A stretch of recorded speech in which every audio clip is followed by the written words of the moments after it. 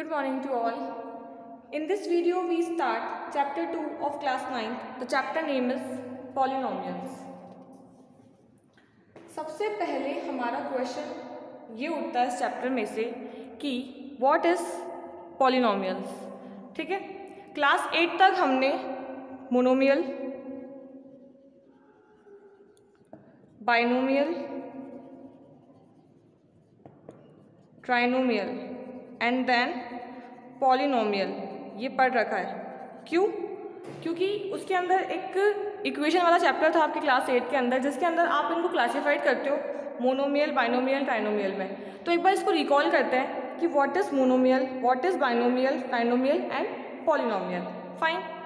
सबसे पहले अगर कोई इक्वेशन एक ही टर्म कंटेन करती है, हैविंग वन टर्म, है ना, विच इज़ कॉल्ड मोनोमियल, क्योंकि मोनो का मतलब होता है सिंगल, इसका मतलब हैविंग सिंगल टर्म.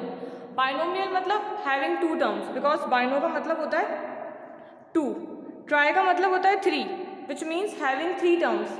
एंड अगर अब अपन ऐसे चलते चलें तो बहुत सारी गिनती हो जाएगी. तो फर्स्ट, सेकेंड, थर्ड टर्म तक तो हम लोग मोनोमियल, बाइनोमियल, ट्राइनोमियल में इसको कैटेगराइज कर लेते हैं. बट अगर तीन टर्म से ज़्यादा अगर हमारे पास टर्म्स हो तो उसको हम कंबाइनली क्या बोलते हैं? पॉलिनोमियल. एग्जाम्पल, अगर आपको क्वेश्चन में खाली यही है 2x, 3y, 5z, different variables है बट सिंगल है ना. वेरिएबल से क्या मतलब है? जिसकी वैल्यू वेरी करती है. ठीक है, एक बार वापस मैं आपको रिकॉल करवा रही हूँ कि वेरिएबल वो होते हैं जिनकी वैल्यू वेरी करती है, यानी कि इस तीनों टर्म के अंदर अलग अलग टर्म्स है हमारे पास, which is 2x, 3y and 5z. हमारे वेरिएबल्स क्या है? x, y and z. क्यों? क्योंकि इनकी वैल्यू वेरी करेगी. अगर हम इसकी वैल्यू पुट करेंगे तो आगे जाके आंसर चेंज हो जाएगा. बट जो हमारे 2, 3 एंड 5 है, अगर हम इनकी बात करें तो ये क्या है? कांस्टेंट. कांस्टेंट या फिर इनको क्या बोलते हैं अपन? इसका कोफिशिएंट. आपसे 2.1 के अंदर एक क्वेश्चन पूछेगा कि हमको ये बताओ कि एक्स स्क्वायर का कोफिशिएंट क्या है या एक्स का कोफिशिएंट क्या है. तो एक्स का कोफिशिएंट क्या होता है? जो वैल्यू एक्स के साथ होती है मल्टीप्लाई में. अगर मैं आपसे यहाँ पे एक्स का कोफिशिएंट पूछूँ तो वो हो जाएगा 2, वाई का कोफिशिएंट 3 एंड जेड का कोफिशिएंट 5. ठीक है, ये तो हो गए मोनोमियल. अब अगर आपसे बाइनोमियल पूछे तो आप ऐसे भी लिख सकते हैं. अब यहाँ पे एक्स स्क्वायर का कोफिशिएंट हो जाएगा 2 और ये 2 टर्म्स है which is called binomial. Trinomial की बात करें तो having 3 terms and more than 3 terms is called polynomial. तो हमने इस छोटे से ब्रीफ के अंदर पॉलिनोमियल, कोफिशिएंट और कांस्टेंट वेरिएबल ये सारा देख लिया. अगर आपसे इसका कांस्टेंट पूछे इस क्वेश्चन के अंदर, एक्स का कांस्टेंट क्या है, एक्स का कोफिशिएंट क्या है, सॉरी, तो आप क्या बोलेंगे? एक्स का कोफिशिएंट क्या है? -2. आपको विथ साइन बोलना है वहाँ पे, या फिर विथ साइन बताना है. ठीक है, आप साइन को नेग्लेक्ट नहीं कर सकते हो. फाइन. अब अगर आपसे डिग्री पूछे क्वेश्चन की, तो डिग्री क्या होती है? Highest term of the equation या फिर हाईएस्ट पावर. अगर मैं इसकी पूछूं तो हाईएस्ट पावर कितनी है? 2. तो ये 2 डिग्री का है, ये भी 2 डिग्री का है. यहाँ पे 1 1 सिंगल है तो ये 1 डिग्री के हैं. ठीक है, अब आगे चलते हैं. देखो, हमने अभी डिस्कस करा कि जितने भी कोफिशिएंट जितने भी पॉलिनोमियल होते हैं ना, उनके कोई ना कोई कोफिशिएंट होते हैं. और मैंने कोफिशिएंट के बारे में क्या बताया आपको? उसके साथ वाली टर्म. अगर मैं एक्स की बात कर रही हूँ और उसका कोफिशिएंट आपसे पूछ रही हूँ तो एक्स के साथ वाली टर्म उसका कोफिशिएंट हो गया. If we are talking about x square, तो एक्स स्क्वायर के साथ वाली टर्म उसका कोफिशिएंट हो गया.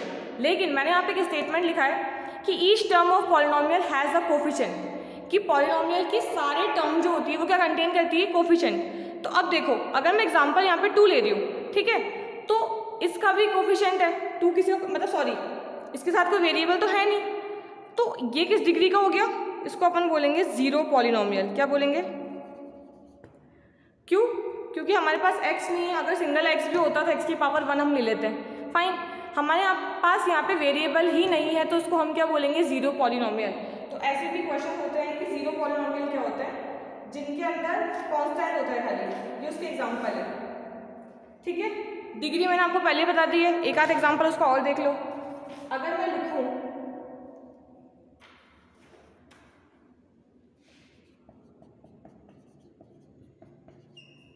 किस तरह का है ये? ट्राइनोमियल, सिर्फ 3 टर्म है, लेकिन इसकी डिग्री कितनी है? इसकी डिग्री है 5, ये 5 डिग्री का है क्योंकि इसकी हाईएस्ट पावर कितनी है? 5, ठीक है। तो monomial, binomial, trinomial, zero polynomial and degree, ये सारे कॉन्सेप्ट आपके क्लियर हो चुके हैं। अब आप एक्सरसाइज 2.1 आराम से स्टार्ट कर सकते हो, ठीक है। तो एक बार अपन एक्सरसाइज 2.1 देखते हैं। Question number 1 is which of the following polynomial in one variable and which are not, state reason for your answer. आपको आपके आंसर का रीजन बताना है कि कौन से ऐसे एक्सप्रेशन है जो वन वेरिएबल वाले पॉलिनोमियल है और कौन से नहीं है, और अगर है तो क्यों है और नहीं है तो क्यों नहीं है, हमको उसका रीजन देना है, ठीक है। सबसे पहले आप पहले एग्जांपल देखो उसका, first question 4x² minus 3x plus 7, ठीक है। इसमें कितनी पावर x की? स्क्वायर, है ना।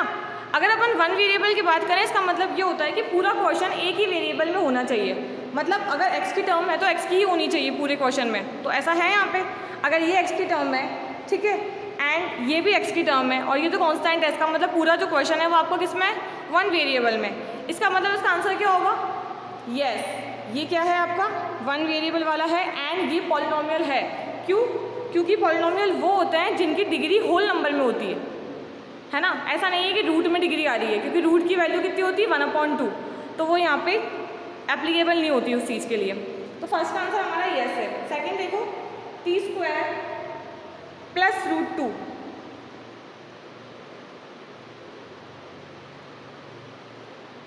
t² प्लस √2, इसकी ये t की फॉर्म में है, इसका मतलब ये भी वन वेरिएबल वाला है, तो इसका आंसर भी हमारा क्या हो जाएगा? यस। और चाहो तो आप ब्रैकेट में लिख देना पॉलिनोमियल इन वन वेरिएबल। अब नेक्स्ट इज 3√t और t√2। देखो यहाँ पे t की पावर 1 है, अगर मैं इसको देखूँ यहाँ पे t की पावर 1/2 है। जब हम लोग रूट सॉल्व करते हैं ना तो पावर फ्रैक्शन में आ जाती है, और मैंने क्या बताया कि जब भी आपकी पावर फ्रैक्शन में होगी या नेगेटिव होगी तो वो हमारा पॉलिनोमियल नहीं हो सकता। तो इसका आंसर हमारा क्या हो जाएगा? No, it is not a polynomial. और वन वेरिएबल का तो है पर ये पॉलिनोमियल नहीं है। अब नेक्स्ट y प्लस 2/y। अब देखो यहाँ पे y की पावर 1 है, यहाँ पे भी y की पावर 1 है, बट अगर जब इसको सॉल्व करेंगे ना हम लोग तो हो जाएगा ऐसे, क्योंकि जब ये ऊपर आएगा ना तो उसकी पावर किस में कन्वर्ट हो जाएगी? नेगेटिव में। और नेगेटिव पावर वाले जो क्वेश्चन होते हैं वो हम लोग पॉलिनोमियल में काउंट नहीं करते हैं, तो इसका आंसर भी क्या हो जाएगा? नो, ठीक है। अब जो इसका लास्ट वाला क्वेश्चन है x की पावर 10, y की पावर 3 और t 50। अब देखो उसके अंदर x, y और t तीनों वेरिएबल यूज़ हो रहे हैं, इसका मतलब वो वन वेरिएबल वाला क्वेश्चन तो नहीं है, क्योंकि उसमें 3 अलग अलग वेरिएबल यूज़ हो रहे हैं। फाइन, बट अगर आपसे वो पूछे कि क्या ये पॉलिनोमियल है तो हम बोलेंगे यस, क्योंकि सबकी पावर होल नंबर में है, ठीक है। अब moving on to question number 2, right the coefficient of x² in each of the following expression. आपको सिर्फ x² के कोफिशिएंट बताने हैं, ठीक है। मैंने क्या बताया आपको कि कोफिशिएंट क्या होता है? जिसका भी आपसे कोफिशिएंट पूछा है ना, जैसे कि यहाँ पे ये पूछ रहा है x² का, उसके साथ वाली टर्म बट विथ साइन, ठीक है। अब यहाँ से इसने आपसे x² का पूछा है, इसका आंसर हम लोग यहाँ लिखेंगे।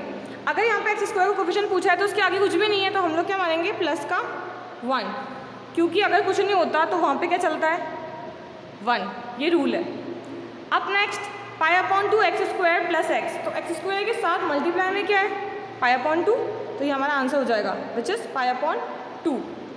अब आ जाओ अब next 2 minus x² plus x³, तो x² के साथ कुछ भी नहीं है तो हम 1 मानेंगे, लेकिन उसके आगे साइन किसका है?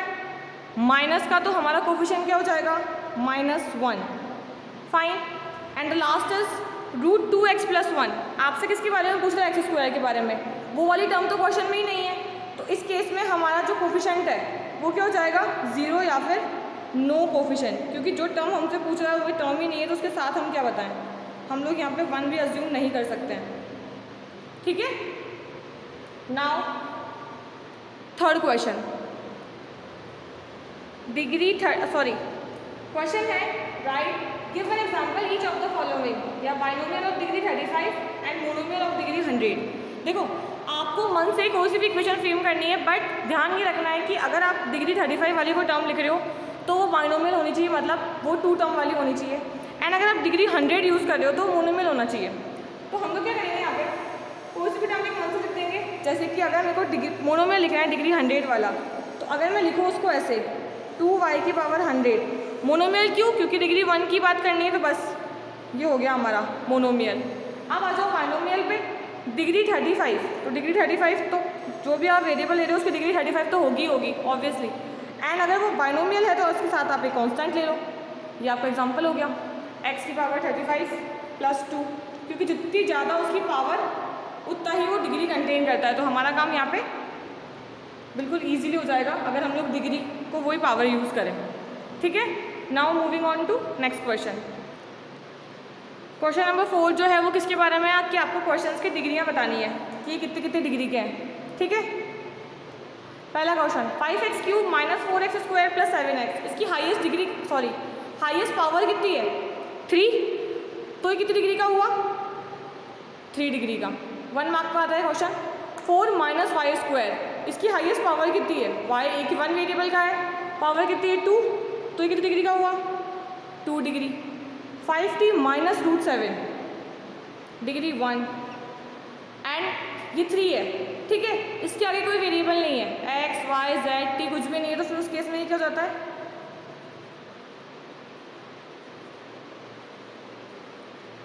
0 डिग्री।